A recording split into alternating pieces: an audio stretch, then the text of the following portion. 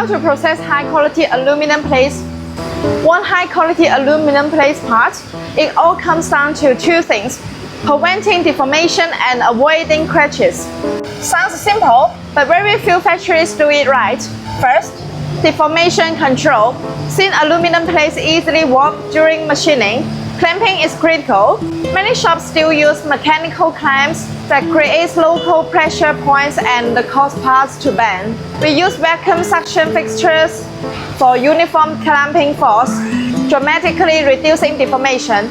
Instead of heavy cuts in one pass, we use a step-down milling process. For example, reducing 10 mm to 3 mm in 4 to 6 gradual passes.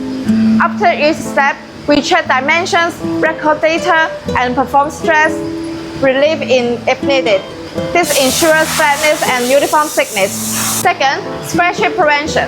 High-quality parts must not only be accurate but also flawless in appearance. We strictly clean suction fixtures, use custom bags to keep parts from touching hard materials, and package each part individually to prevent damage during handling and shipping.